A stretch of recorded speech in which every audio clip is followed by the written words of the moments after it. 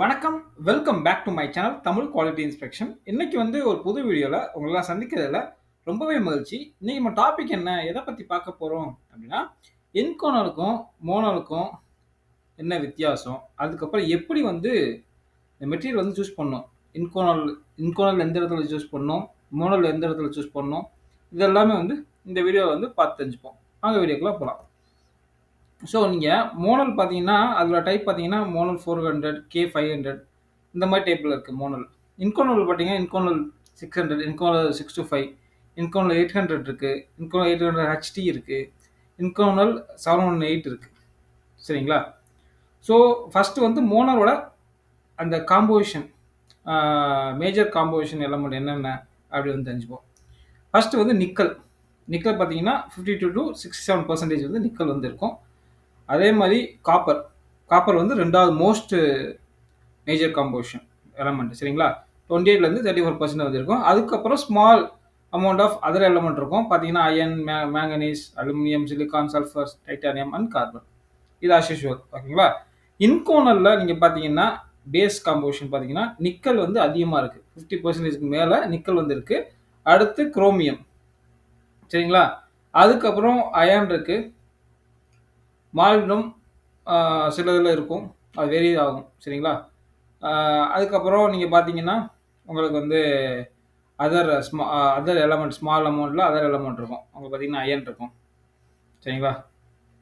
அதுக்கப்புறம் இந்த corrosion resistance அது பார்த்தீங்கன்னா, மோனல் எந்த இடத்துல மோர் சூட்டபுளா இருக்கு அப்படின்னு பார்த்தீங்கன்னா, இந்த சால்ட் வாட்டர் அந்த அப்ளிகேஷன்ல எக்ஸலென்ட்டா ஆக்ட் ஆகும். அந்த கரோஷன் வராது.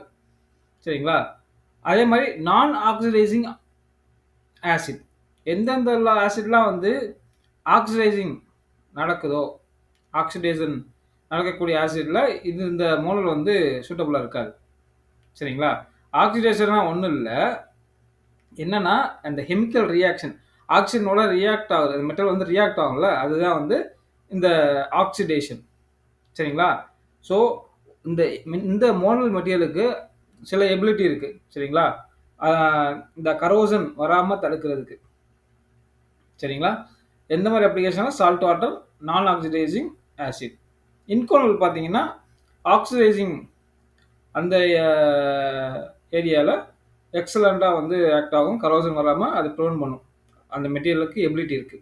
அதே மாரி high temperature environment. High temperature என்வைரன்மென்ட்ல ஆக்சிடேஷன் நடக்காம அது வந்து பிரிவென்ட் பண்ணும். சரிங்களா? ரெசிஸ்ட் பண்ணும். சரிங்களா? அப்படி ரெசிஸ்ட் பண்றதுனால தான் உங்களுக்கு கரோஷன் வராது. சரிங்களா? ஸோ இன்கோனல் வந்து ஹை டெம்பரேச்சர் என்விரான்மெண்ட்ல சூட்டபுளா வந்து இருக்கும். சரிங்களா? அதே மாரி ஆக்சிடைசிங் அப்ளிகேஷன்ல எக்ஸலென்ட்டா வந்து யூஸ் ஆகும். கரோஷன் வராம தடுக்கும். அதுக்கப்புறம் ஆக்சிடேஷன் ரெசிஸ்டன்ஸ். மோனோல்ல பார்த்தீங்கன்னா மாடரேட். சரிங்களா? இந்த ஆக்சிடேஷன் ரெசிஸ்டன்ஸ்னா ஆல்ரெடி உங்களுக்கு சொல்லியிருப்பேன். சரிங்களா?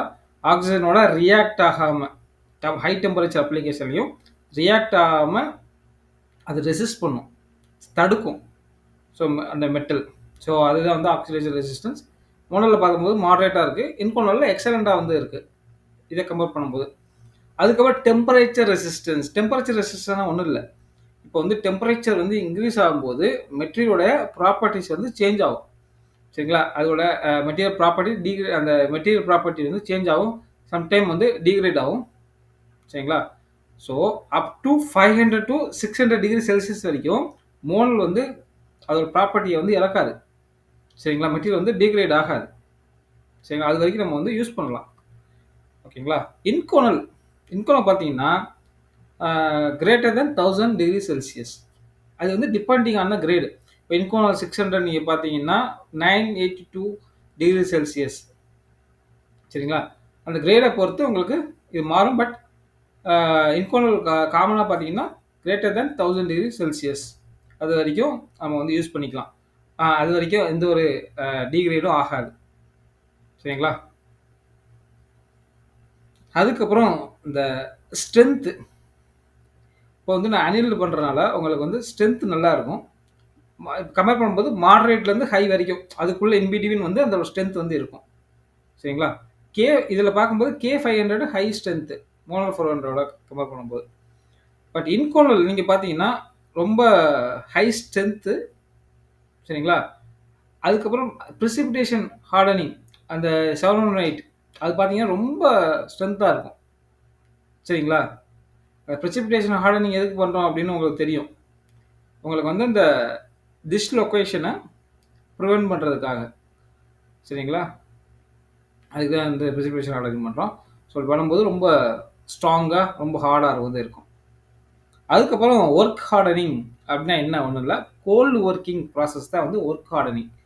ஸோ அப்படி பண்ணும்போது ஸ்ட்ரென்த் வந்து மோனல்ல பார்க்கும்போது மாடரேட்டா இருக்கும். ஸ்ட்ரென்த்.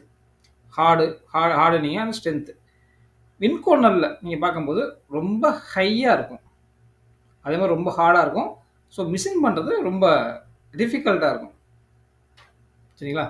வெல்டபிலிட்டி பார்க்கும்போது மோனல் வந்து இன்கோனல் கம்பேர் பண்ணும்போது மோனல் வெல்டபிலிட்டி ப்ராப்பர்ட்டி நல்லா இருக்கு. குட். இன்கோனலும் ஜெனரலி குட். சரிங்களா? அதுல சம் ஸ்பெஷல் கிரேட் வந்து நம்மளுக்கு வந்து கொஞ்சம் கேர் எடுத்து நம்ம வெல்ட் பண்ற மாரி இருக்கும். ஓகேங்களா? அப்புறம் டென்சிட்டிய பொறுத்தவரைக்கும் மோனல் வந்து 8.8 கிராம் பெர் சென்டிமீட்டர் கியூப். சரிங்களா?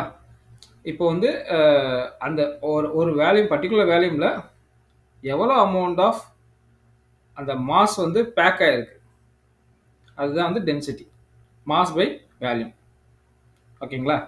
அதுக்கப்புறம் இன்கோனல் பார்த்தீங்கன்னா 8.4 to 8.7 gram per centimetre cube.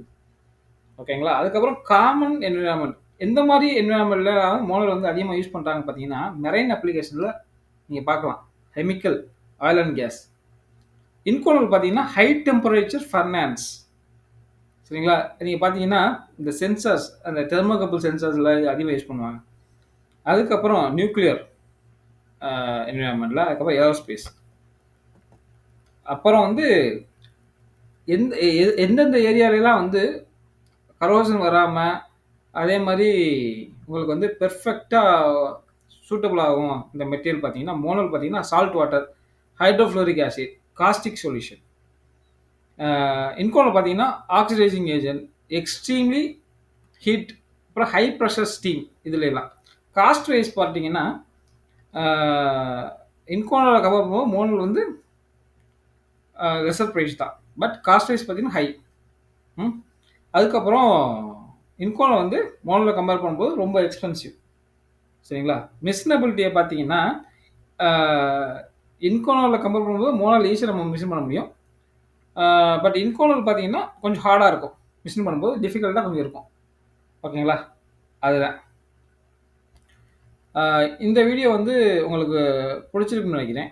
பிடிச்சிருந்தா லைக் பண்ணுங்கள், ஷேர் பண்ணுங்கள், கமெண்ட் பண்ணுங்கள். அடுத்த ஒரு நல்ல டாப்பிக்கில் வந்து உங்களை வந்து சந்திக்கிறேன். Until bye bye, take care, see you, bye.